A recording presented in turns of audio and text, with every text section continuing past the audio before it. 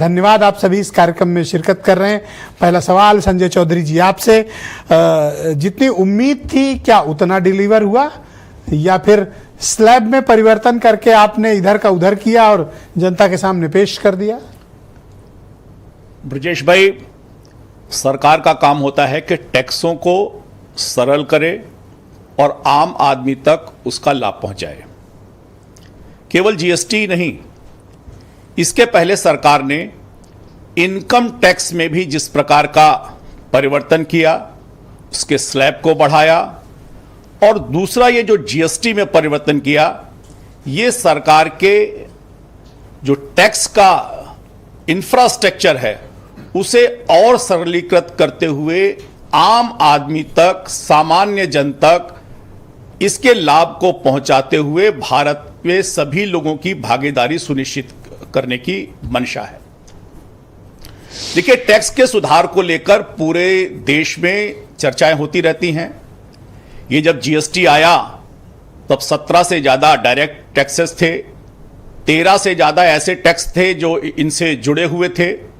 उन सारे टैक्सों को एक साथ करके एक ऐसी अभिनव व्यवस्था को बनाना, जिसको बनाने का सपना तो भले ही राजनीतिक दलों ने देखा हो, लेकिन उनकी मंशा जमीन पर नहीं उतर पाई कि एक ऐसे टैक्स सिस्टम को बनाया जाए ताकि सरल हो और सरल होने के साथ लोगों को उसका लाभ पहुंचे।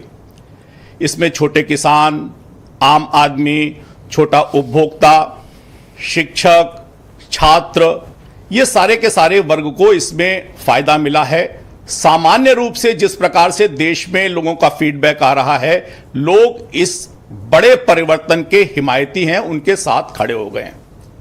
बड़ी बात यह है कि इसमें देश में 47,000 करोड़ से ज्यादा का इसमें नुकसान होगा, लेकिन हम ऐसा मानते हैं कि इस टैक्स की व्यवस्था के जो परिवर्तन है वो लोगों के पास पहुंचेंगे तो उनकी क्रय शक्ति बढ़ेगी। और भारत के अंदर नवरात्रि से लेकर दिवाली तक का जो मौसम होता है वो क्रय शक्ति के मामले में लगभग 40-45% की जो खरीद होती है वो इसी मौसम में होती है। क्रय शक्ति तब बढ़ेगी जब आप रिफंड कर दें इन 5 सालों का, जिनसे भी हेल्थ इंश्योरेंस और लाइफ इंश्योरेंस के पैसे लिए हैं। ब्रजेश भाई, तब हमारी क्रय शक्ति बढ़ेगी। ब्रजेश भाई, सर आपने हमसे इतने टैक्स लिए हैं ना सर कि तनख्वाहें बचाना मुश्किल होता है। ब्रजेश भाई, मैं इसी बात को कह रहा था, आप इसी बात को इस पूरी डिबेट के शुरुआत में बताने से भूल गए।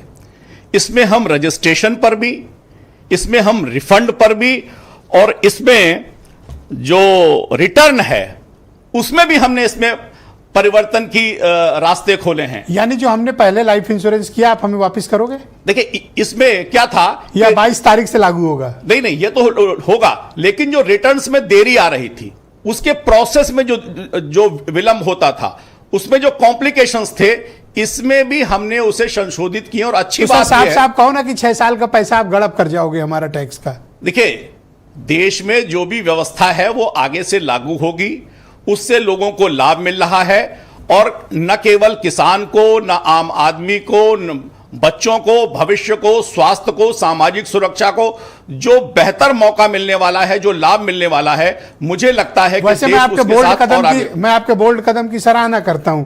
आपने स्वीकार तो कर लिया कि जीएसटी गड़बड़ था, तभी तो रिफॉर्म किया है। नहीं, अगर गड़बड़ नहीं स्वीकार लिया, अप्रिशिएट यू। नहीं, अगर जीएसटी काउंसिल में देश के सारे राज्य, जो जीएसटी काउंसिल की मीटिंग 2 दिन के लिए बुलाई गई थी, सारे राज्यों के वित्त मंत्री अगर एक दिन में ही उस मीटिंग को खत्म करने के लिए इस निर्णय पर पहुंचते हैं, तो मुझे लगता है कि इस रिफॉर्म के साथ पूरा देश खड़ा है।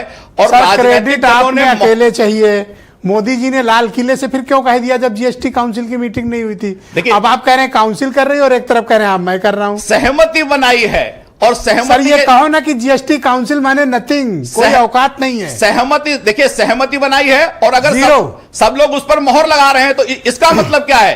पूरे देश के हर राज्य के वित्त मंत्री नरेंद्र मोदी जी के साथ खड़े हैं, साइन करा ले रहे हैं। ना 2 दिन की मीटिंग, एक दिन में 15 अगस्त को ऐलान करते हैं आप, और कल लागू भी हो, कल घोषित भी हो जाता है। हम सहमति बनाते हैं। कैसे पता कि सब राजी हो जाएंगे? हम सहमति बनाते हैं अच्छे के लिए, जनता के भले के लिए। सारे राजनीतिक दलों को साथ आना पड़ेगा, और जो नहीं आएंगे, वसूली की है वो क्या था? और जो नहीं आएंगे, वसूली जो नहीं आएंगे वो पीछे छूट जाएंगे। जनता उन्हें कभी माफ नहीं करेगी। और कांग्रेस के प्रवक्ता डॉक्टर अजय उपाध्याय